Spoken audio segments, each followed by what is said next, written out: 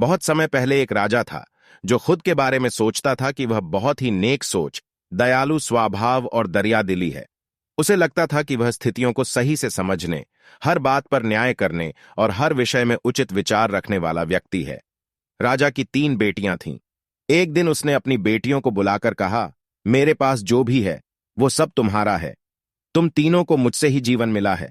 मेरी इच्छानुसार ही तुम तीनों का भूत, वर्तमान और भविष्य बना हुआ है, जो आगे भी ऐसे ही बना रहेगा। मैं ही तुम तीनों का भाग्य बनाता हूं। राजा की यह बात सुनकर उसकी 2 बेटियों ने शांत मन से राजा की बात में हामी भर दी, लेकिन तीसरी बेटी ने ऐसा नहीं किया। उसने कहा, नहीं, मुझे तो नहीं लगता है कि आपके हाथों में मेरा भाग्य है। राजा यह सुनते ही गुस्से में आ गया। उसने अपनी तीसरी बेटी की कही बातों को एक चुनौती के रूप में स्वीकार किया। उसने खुद को अपनी तीसरी बेटी के सामने सही साबित करने की ठान ली और उसे जेल में बंदी बना दिया। इस वजह से राजा की तीसरी बेटी कई सालों तक जेल में ही बंद रही। राजा और उसकी बाकी की बेटियां राजसी जीवन जीते रहे। राजा मन ही मन सोचता है कि यह मेरा ही हुक्म है, जो मेरी जिद्दी बेटी जेल में कैद है। लोगों को भी यही लग रहा होगा कि राजा का ही हुक्म है, जो उसकी बेटी को ऐसा भाग्य मिला है। उसकी प्रजा के लोग भी यही सोचते थे। उन्हें लगता था कि राजा की तीसरी बेटी ने जरूर कोई गलत कार्य किया होगा, तभी उसे जेल में कैद करके रखा गया है, वरना कोई भी पिता अपनी बेटी के साथ भला ऐसा क्यों ही करेगा। राजा कभी कभी जेल में कैद अपनी तीसरी बेटी से मिलने के लिए जाता था। उसकी बेटी बहुत कमजोर हो गई थी, लेकिन अभी भी उसके विचारों में कोई बदलाव नहीं आया था।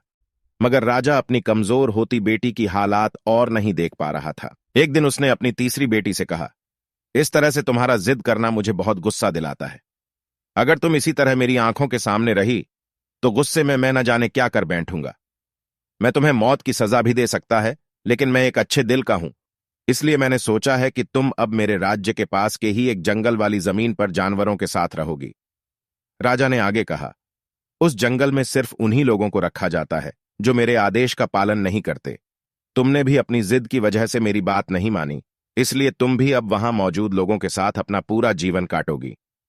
इसके बाद तीसरी बेटी को उस जंगल की जमीन पर रहने के लिए भेज दिया गया।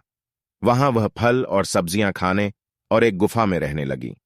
उसके पास पीने के लिए झरने का पानी और ठंड से बचने के लिए सिर्फ सूरज की धूप का ही सहारा था। वहां की खुली हवा में रहते हुए और फल फूल खाते खाते वो जल्द ही पूरी तरह से स्वस्थ हो गई। उसने वहां पर खेती करना भी शुरू कर दिया। गुफा को उसने घर की तरह सजा लिया था और खुशी खुशी वहीं रहती थी।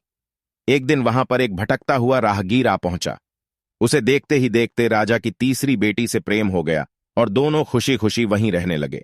उस जंगल में उन दोनों के अलावा और भी कई लोग रहते थे, जिनकी मदद से उन्होंने उस जंगल को एक शहर के रूप में बदल दिया। कुछ ही सालों में राजा की तीसरी बेटी और वो राहगीर उस शहर के राजा रानी बन गए। अब उनके शहर की चर्चा दूर दूर तक होने लगी। जैसे ही इसकी जानकारी राजा को मिली, वह उस जंगल में सब कुछ देखने के लिए पहुंच गया। जब उसने वहां की राजगद्दी पर अपनी बेटी को बैठे देखा और साथ में एक खूबसूरत युवक को, तो उसके होश उड़ गए। राजा की बेटी ने अपने महल में अपने पिता का पूरे सम्मान के साथ स्वागत किया।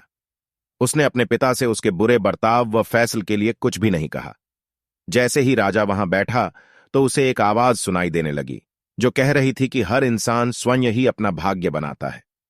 कोई अन्य इंसान किसी और का भाग्य नहीं बना सकता।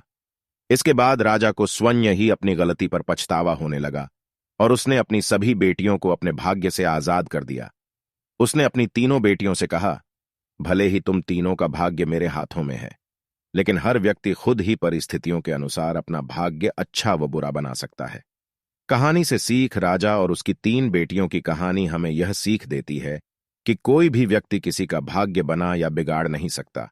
हमारा भाग्य स्वयं हमारे हाथों में ही होता है, जिसे हम अपनी सूझबूझ से बुरी परिस्थितियों में भी अच्छा बना सकते हैं। अगर आपको ये कहानी पसंद आई हो, वीडियो लाइक करें और रोजाना ऐसी ही कहानी सुनाने के लिए चैनल को सब्सक्राइब करें। राम राम।